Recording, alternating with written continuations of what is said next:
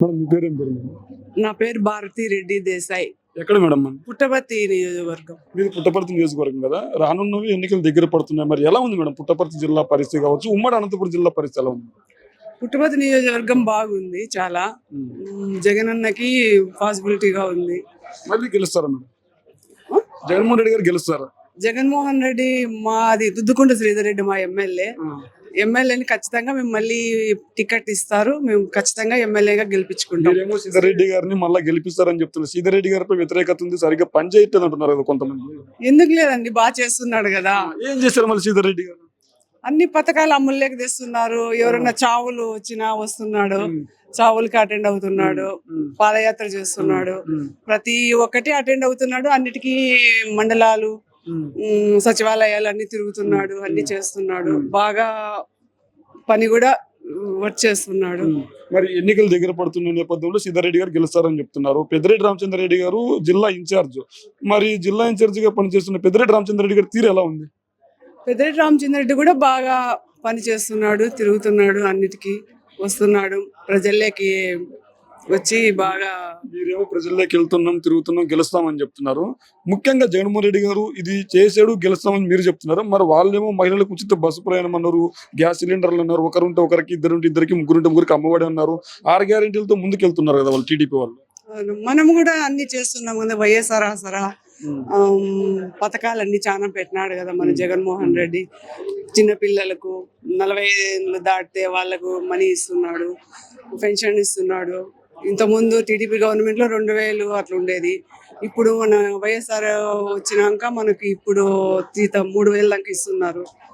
చాలా అక్క తమ్ముళ్ళకి, అక్క చెల్లెళ్ళకి, అందరికి, ముసలోళ్ళకి, అవ్వ తాతలకి అందరికి పెన్షన్ ఎక్కిచ్చాడు. ఇప్పుడు 3000 చేశాడు.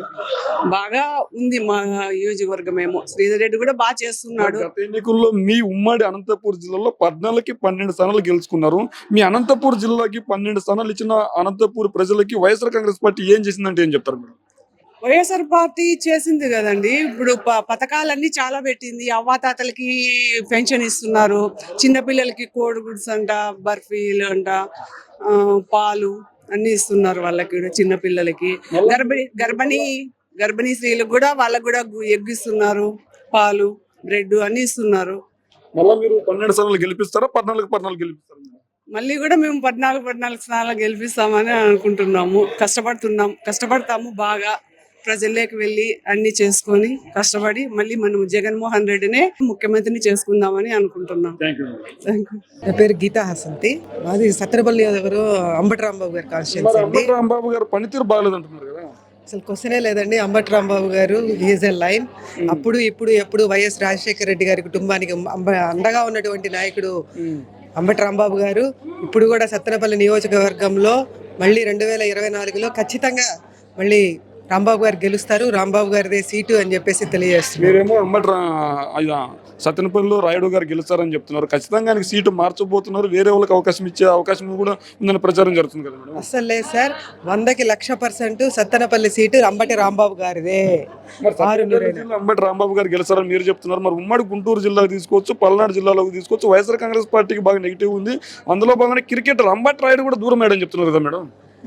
అంబటి రాయుడు దూరం అయితే అది చంపల మనస్తత్వం అండి, అది ఆయన పర్సనల్ విషయము. కానీ సత్తెనపల్లి నియోజకవర్గము పోయినసారిలాగా 7 స్థానాలకు 7 స్థానాలు, మొత్తం పల్నాడు జిల్లా మొత్తం అన్ని స్థానాలు కూడా మేము కొట్టబోతున్నాం. 2024కి అది ఖచ్చితంగా జరగబోతుంది. మీరేమో పల్నాడు జిల్లాలో 7కి 7 వస్తాయని చెప్తున్నారు. ఏం చేశారని పల్నాడు జిల్లాకి 7కు 7 వైఎస్ఆర్ కాంగ్రెస్ పార్టీ గెలుస్తుందంటారు?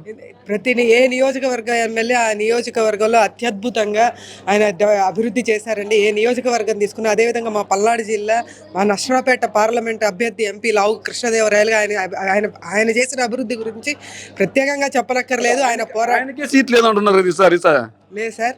ఒకవేళ ఆయన పరిస్థితుల దృష్ట్యా ఆయన గుంటూరు జగన్మోహన్ రెడ్డి గారి క్యాలిక్యులేషన్స్ ప్రకారం, ఫైనల్ డెసిషన్ జగన్మోహన్ రెడ్డి గారిదే, ఆయన క్యాలిక్యులేషన్స్ ప్రకారం మార్చినా కూడా ఆయన ఎక్కడ నుంచినా కూడా కృష్ణదేవరాయలు గారు ఖచ్చితంగా గెలుస్తారు. అదేవిధంగా పల్నాడు జిల్లాలకి ఎవరు ఇచ్చినా కూడా గెలిపించుకుంటాం ప్రజలందరం కూడా. మరి వైఎస్ఆర్ కాంగ్రెస్ పార్టీ, టీడీపీ, జనసేన కలిసి పోటీ చేస్తుంది. ఈ నేపథ్యంలో మరి వైఎస్ఆర్ కాంగ్రెస్ పార్టీ గెలుపు అంత ఈజీ అంటారా?